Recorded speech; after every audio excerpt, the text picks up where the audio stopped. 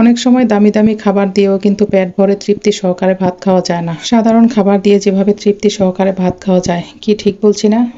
অবশ্যই কমেন্টে জানাবেন। আমার কাছে কিন্তু এই আলুর ভর্তা আর ডাল হলে আর কিছুই লাগে না, খুবই ভালো লাগে। আর সবচেয়ে বেশি পছন্দ আমার ভর্তা, শুটকির ভর্তা। তো যাই হোক, আজকে আমি আলুর ভর্তা করব। তো এখানে আলুগুলা সিদ্ধ করে নিচ্ছি, হালকা গরম থাকা অবস্থায় কিন্তু আলুগুলা দিয়ে ভর্তা করে নিচ্ছি। তো এই যে আমি ঝালটা একটু পরিমাণ করে দিয়ে আমি আলুগুলো মেখে নিচ্ছি। আর এখানে আমি পেঁয়াজের বেরেস্তা দিয়েছি, কাঁচা পেঁয়াজ দিইনি, কারণ কাঁচা পেঁয়াজটা দিলে বেশিক্ষণ ভর্তাটা রাখা যায় না, যেহেতু প্রচন্ড গরম। তো পেঁয়াজটা আমি হালকা ভাজি করে দিয়েছি আর সরিষার তেল সাথে দিয়ে দিচ্ছি। আর সরিষার তেলটা বেশি করে দিলে কিন্তু ভর্তাটা ভালো লাগে খেতে। আর ধনেপাতা দিলে তো আরো মজা লাগে, কিন্তু আমার বাসায় ধনেপাতা ছিল না, তাই দেইনি।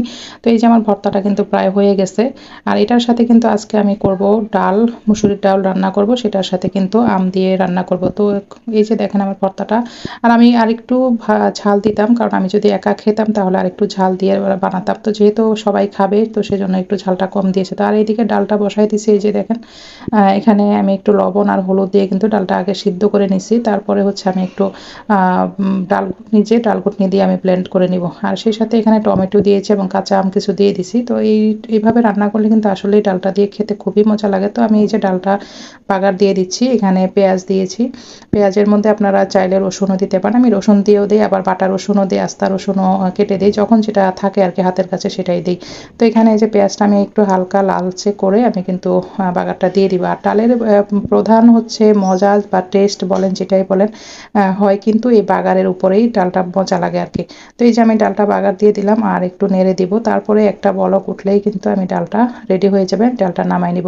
তো এখানে আম ডাল করেছি আর কি, এটা অনেকেই বলে টক আম ডাল। তো যাই হোক, এখানে রান্না শেষ করে কিন্তু এই যে দেখেন এই আম দিয়েছি। আর এই আমগুলো কিন্তু আমার গ্রাম থেকে নিয়ে আসছে। আর এত সুন্দর আমগুলো দেখতে, মানে দেখে খুবই মায়া লাগতেছে যে এতগুলো আম নষ্ট হয়ে গেল, পড়ে গেল।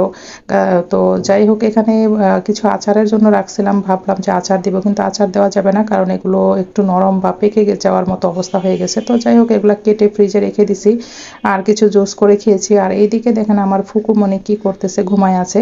বাইরে বৃষ্টি দেখলে ওদের হচ্ছে ঘর থেকে আর বেরিয়ে হতে চায় না। তো এই যে টেবিলের উপরে ঘুমাইছে, আজকে কয়েকদিন যাবত টেবিলের উপর থেকে নামতেছে না। আর এইদিকে হচ্ছে আয়ান একটু লেখাপড়া করতেছে, মাদ্রাসা থেকে আসছে, হোমওয়ার্ক করেনি, তো সেই হোমওয়ার্কগুলো কমপ্লিট করতেছে।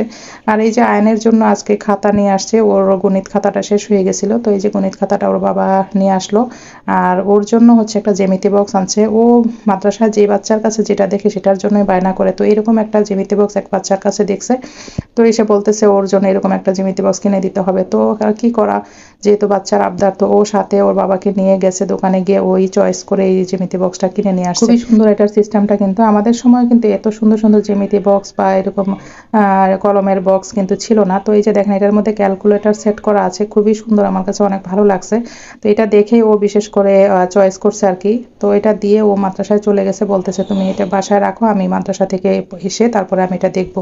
তো এই আর কি, আজকের ভিডিওটা এখানে শেষ করে দিচ্ছি। কেমন লাগছে অবশ্যই ভালো লাগলে কমেন্ট এবং লাইক দিয়ে একটা করে শেয়ার করে দিবেন। আল্লাহ হাফেজ।